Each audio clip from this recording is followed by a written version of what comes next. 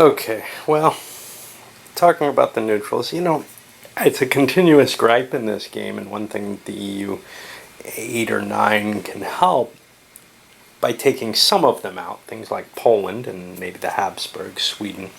But it can't take all of the bigger neutrals out. You have Persia no matter what, right? You got the Mamluks, which have some rules to affect them that make them weaker. But it really does cause a huge problem for someone. So, for example, Turkey is stripped, like we said, weakened by the wars they've been in, with the people they're at war with now, right, who've all been weakened just as much, supposedly. If they were playing as major powers, they would be wrecked at this point. Wow, Saxony held on to Erz, didn't they? But it doesn't work out that way, because the miners can come and they can hit you, and they can hit you again, and they can hit you again. They don't have to recuperate from wars one bit. And even what they suffer from a war is minor. Their economies don't degrade the way the major powers do, etc. So the world is just completely different. They play by different rules, which means, you might be able to sometimes take advantage of those rules, but for the most part, they're slanted in favor of the miners in a drastically ugly sort of way. And likewise, actually, some of the rules I've cheated, I think, some of the rules in what's going on in the rest of the world map with, hey, these Siberians, for example, they've got to retreat to a supply source. Well, this is their only supply source, and they can't retreat to that space. Now, someone clarified this. I don't know if there's something official that said it was a clarification, or if it just was sort of an unofficial ruling, but they came to the extent of, well, no, you get to stay in this space if you're retreating from there. It may actually be in the expansion. It's horrible.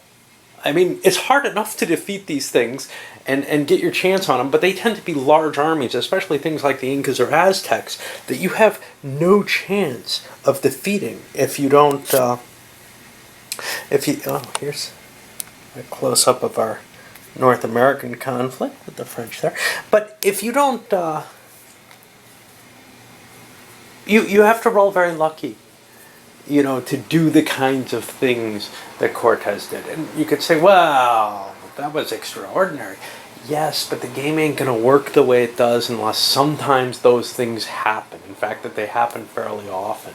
Because this is the game about the European expansion into the rest of the world. And if you make that as hard as it would seem it was, right, as risky as maybe it sounds like it is, it's not going to happen. You're going to have a game kind of like this one. Now, usually when I play it, I get better results for the European powers, especially, someone like Spain or Portugal. It's not that I'm cheating less this time, I don't think. I think to some extent, I'm a little less comfortable with the level of, audaciousness that you have to take with them. But, I tried to take care of that when I handled the Incas, and man, I've been defeated so many times there, right? By people who aren't that much worse than Pizarro. Pizarro's not that great. All right.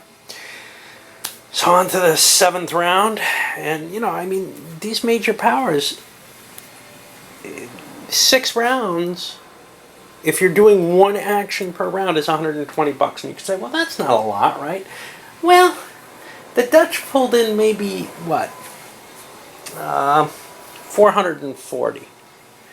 And they have a lot of other things, including loans to pay off. They took out an additional loan, so that kind of worked out as a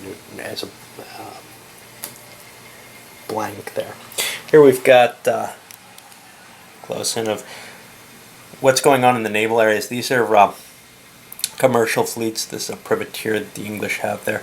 The Dutch are fighting against that with this guy here, a little squadron. Fleets and armies have these bigger counters.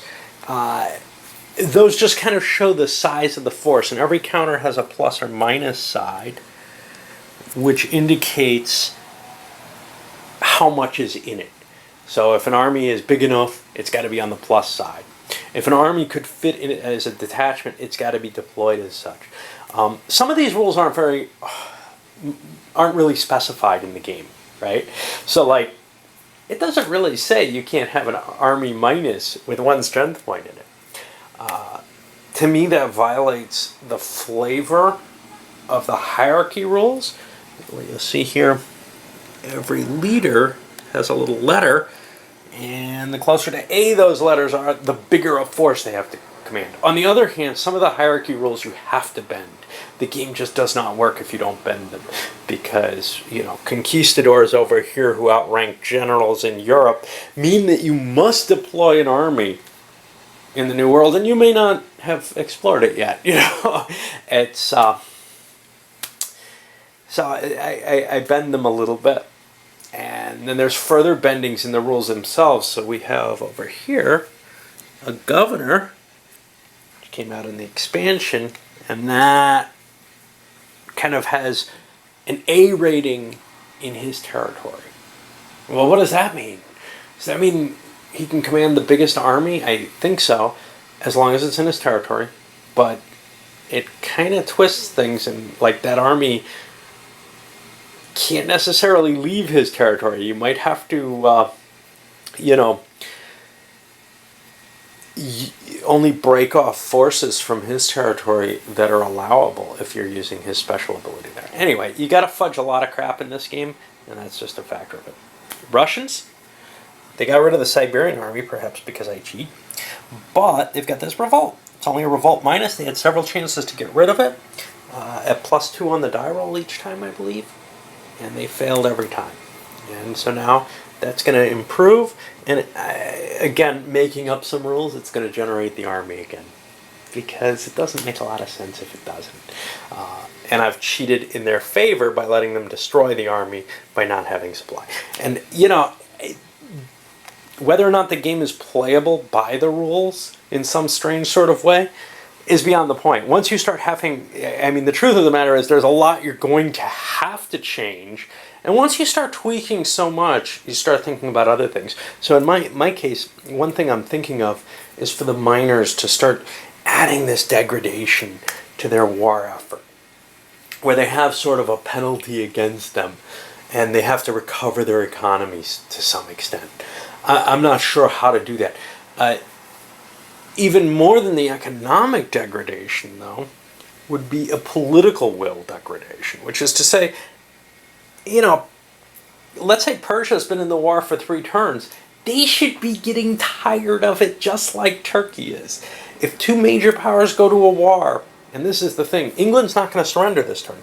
They lost too many provinces. They lost too many territories. They can't make it up by their increase in here. So they can't sign a peace that just says, say, gives Calais away. They're going to have to sign a peace of level 5 with the amount of penalties they have, I think.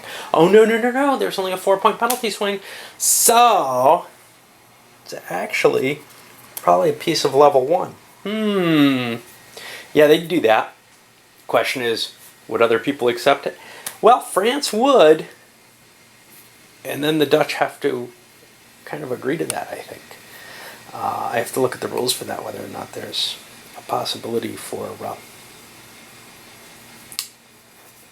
debating that. And you know what I'm going to do? I'm going to zip up that other, because I've babbled for so damn long here. I'm going to zip up that other file and send it up and break this turn into 2 again. And here, after 7 rounds, we're at the end of the line. And like I said, I don't think the British mind the idea of surrendering at this point. Things are going to look a lot uglier next turn. Calais fell. But that, we're looking at a piece of level 1 or 2, depending on how things are modified. Because, well, these guys might be able to buy their, the French may be able to. The Dutch have no money. But the French may be able to buy their prosperity, their stability up, and affect that and get a bonus. Giving the Dutch something too, which would probably be this, but actually what it'll probably be is 2 trading posts, including the one that they didn't get, in exchange for not taking Ulster, or maybe worse. But they don't really want that. Ulster is kind of interesting to them. So if the English won't give them the 2 trading posts or perhaps a colony, Ulster seems like a reasonable option. So French got to hope that they can up their stability. Otherwise, they're probably going to piss the Dutch off by taking a peace at this point.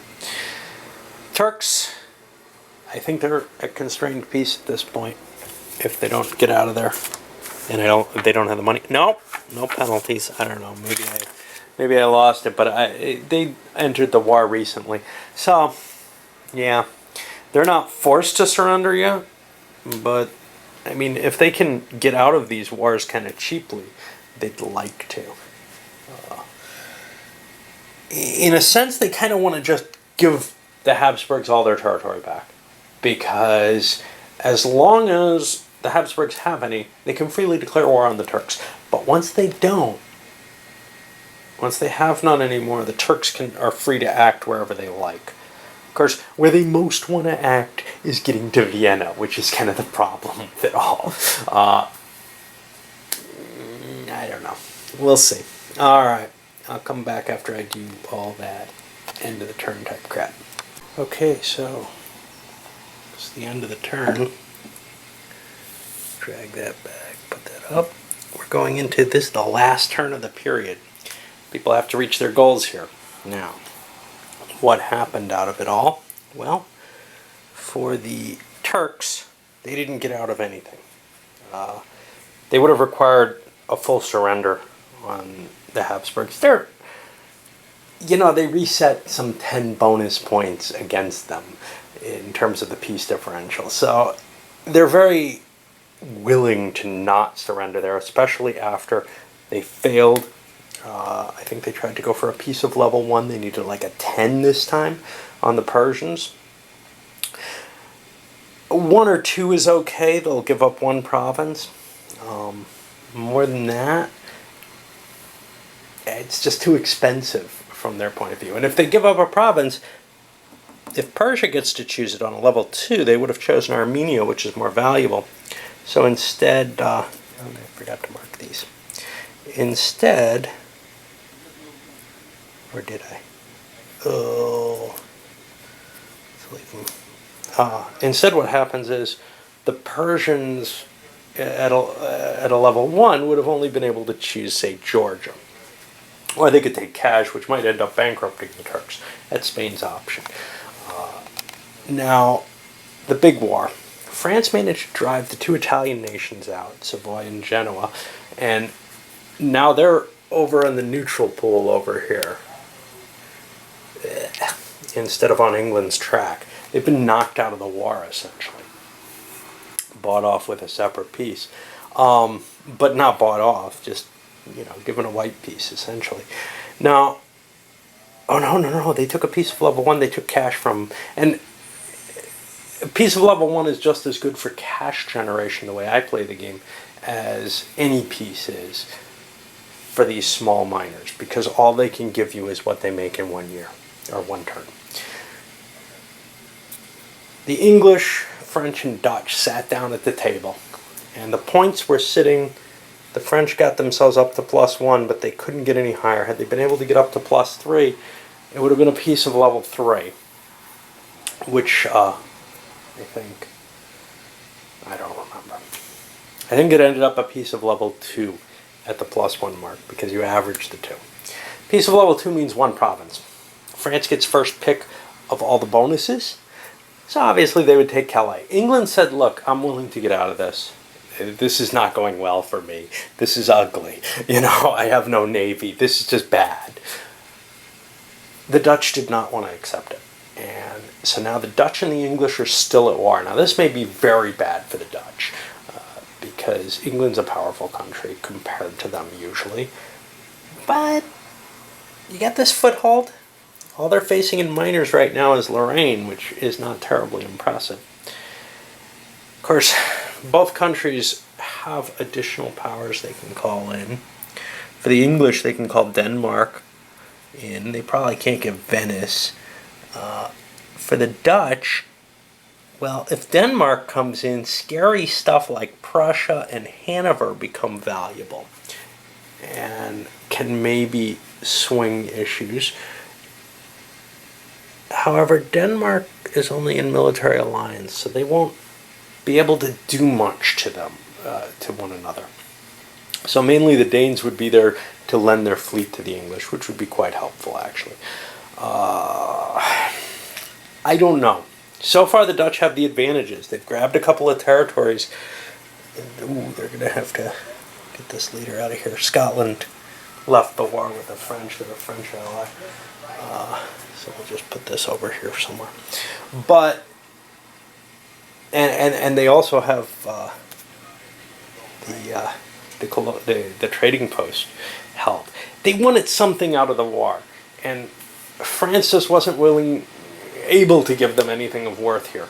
Had they been able to bump themselves up one more level? No, but two more levels, it would have given a higher average, and then it would have given them a choice of territories. And that could have been Ulster, or it could have been the two trading posts if England agreed to that deal instead. Anyway, this is where we're sitting. New leaders are on the board. Promises to be kind of interesting, I'm sure. The Dutch, though, you know, they didn't produce money this turn. They got an income drop, a double income drop, so they lost stability off that. Ooh, speaking of which, I don't think I dumped there in England's. Yeah, I did not. They and England both go down another one. So the prosperity is kind of going down. You see the Spanish up there. Anyway, it's kind of an exciting turn. I kind of don't want to go away because it was so much. The last couple turns have been kind of fun. 30 Years' War is over. It's good to have that out of the way, and it's good to be, you know, kind of crafting your own actions at least a little bit. It doesn't happen too often in the game. So much of it is, oh look, there's an event. Oh, I know what the biggie is that I've been delaying and wanting to speak about. It's this, the Atlantic Trade Center. I think the Dutch are losing it this turn. It was close anyway. They were within 1 point last turn. I think the Dutch gained some ground in the commercial phase, but I think they lost ground in the piracy. The English wiped them out, and the Dutch, the French only managed to get 4 English ships down. So there's a good chance that's going to shift, and that's $100 income switch. That will hurt the Dutch a lot if the English manage to get that in the midst of this war. Of course, it's hard to recover it except by war. All right, up it goes.